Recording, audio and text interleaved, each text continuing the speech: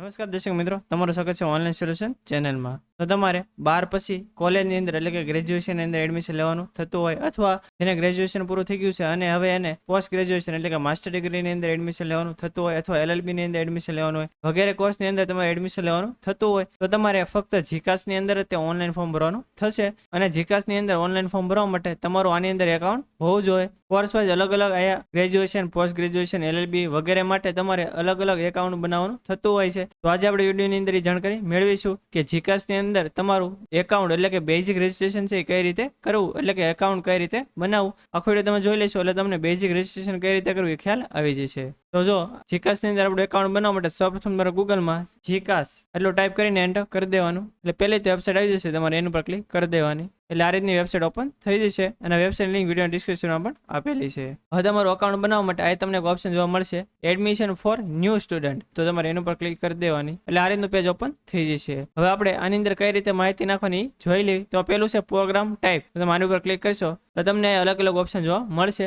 હાલમાં અહીંયા ફક્ત 2 જ ઓપ્શન જોવા મળે છે. હવે જો તમારે 12 પછી તમારે ગ્રેજ્યુએશનમાં એડમિશન લેવાનું થતું હોય તો એની માટે એકાઉન્ટ બનાવવાનું હોય તો અંડર ગ્રેજ્યુએટ રેગ્યુલરનો જે ઓપ્શન આપેલો છે એ તમારે સિલેક્ટ કરી લેવાનો. ઇન કેસ કોઈને ગ્રેજ્યુએશન છે એ બાબા સાહેબ આંબેડકર ઓપન યુનિવર્સિટીની અંદર કરવાનું થતું હોય તો એનો પણ અલગથી ઓપ્શન આપેલો છે, તો તમારે એમાંથી એકાઉન્ટ બનાવવાનું થશે. પછી કોઈને ગ્રેજ્યુએશન પછી માસ્ટર ડિગ્રીની અંદર એડમિશન લેવાનું થતું હોય તો જ્યારે એના ફોર્મ ભરવાનું શરૂ થશે એટલે એ તમને પોસ્ટ ગ્રેજ્યુએશન ઓપ્શન જોવા મળશે, તમારે એ સિલેક્ટ કરીને એકાઉન્ટ તમારું બનાવવાનું થશે. પછી જો તમારે LLB માટે ફોર્મ ભરવાનું થતું હોય તો એનો પણ આયા જ્યારે પણ એના ફોર્મ ભરવાનું શરૂ થાય એનો પણ આ ઓપ્શન આવી જશે. પરંતુ હવે તમારે જો 12 પછી ગ્રેજ્યુએશન માટે ફોર્મ ભરવાનું થતું હોય તો જે પહેલો ઓપ્શન છે અંડર ગ્રેજ્યુએટ એ તમારે સિલેક્ટ કરી લેવાનો. પછી આયા અપાર આઈડી એટલે કે ABC આઈડી જો તમારે આગળ હોય તો તમારે એન્ટર કરી દેવાની, અને જો ABC આઈડી તમે કઈ જનરેટ કરેલી નહીં હોય તો તમે એન્ટર નહીં કરો તો પણ ચાલશે, કઈ ફરજિયાત નથી. અને ઇન કેસ કોઈને ABC આઈડી બનાવી હોય તો કઈ રીતે બનાવી એના વિશે આપણે અલગથી વિડીયો બનાવેલો છે, એની લિંક જો અત્યારે આ બટન ઉપર બતાતી છે અને વિડીયો ડિસ્ક્રિપ્શનમાં પણ આપેલી છે. પછી છે નેમ એઝ પર માર્કશીટ એટલે કે તમારું નામ આખું આયા તમારે એન્ટર કરવાનું થશે. કઈ રીતે એન્ટર કરવાનું તો કે જો લખેલું છે કે છેલ્લી જે માર્કશીટ હોય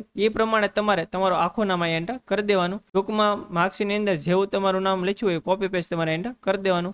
જો તમે ગ્રેજ્યુએશન માટે ફોર્મ ભરતા હો તો તમે 12મા મુજબ નાખી દેવાનું, અને પોસ્ટ ગ્રેજ્યુએશનમાં ફોર્મ ભરતા હો તો ગ્રેજ્યુએશનમાં જે નામ લખ્યું એ પ્રમાણે તમારે એન્ટર કરી દેવાનું. પછી છે કેટેગરી, તમારે જે પણ કેટેગરી લાગુ પડતી તમારે સિલેક્ટ કરી લેવાની. પછી જાતિ, તો તમારે જે પણ ઓપ્શન લાગુ પડતી સિલેક્ટ કરી લેવાનું. પછી ડેટ ઓફ બર્થ, તો તમારી જે પણ જન્મ તારીખ હોય તમારે આનાથી સિલેક્ટ કરી લેવાની. પછી આયા જે બોક્સ આપેલું છે એનું પર ક્લિક કરી દેવાની. પછી ઈમેલ આઈડી ની અંદર તમારું જે પણ ઈમેલ આઈડી હોય આખું તમારે એન્ટર કરી દેવાનું. પછી મોબાઈલ નંબર તમારો જે પણ હોય એ આખો તમારે એન્ટર કરી દેવાનો, અને ઈમેલ આઈડી મોબાઈલ નંબર એવો એન્ટર કરવાનો જે શરૂ રહેવાનો, કેમ કે ફ્યુચરમાં એડમિશનને લગતી બધી માહિતી છે તમને ઈમેલ અને મોબાઈલ દ્વારા મળશે. પછી જે કેપ્ચા બતાતો એ બોક્સ ની અંદર એન્ટર કરી દેવાના, અને પછી ગેટ OTP એનું પર ક્લિક કરી દેવાની. પછી ઈમેલમાં અને મોબાઈલમાં જે OTP આવે ઈમેલનો OTP તમારે આ એન્ટર કરી દેવાનો, અને મોબાઈલનો OTP તમારે આ એન્ટર કરી દેવાનો, અને પછી તમારે સબમિટ બટન પર ક્લિક કરી દેવાની.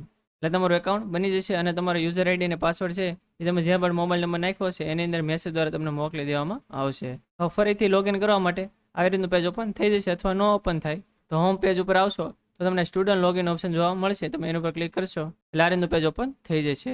પછી તમે આ યુઝર આઈડી અને પાસવર્ડ એન્ટર કરીને સાઇન ઇન પર ક્લિક કરશો એટલે તમારું એકાઉન્ટ છે ઓપન થઈ જશે.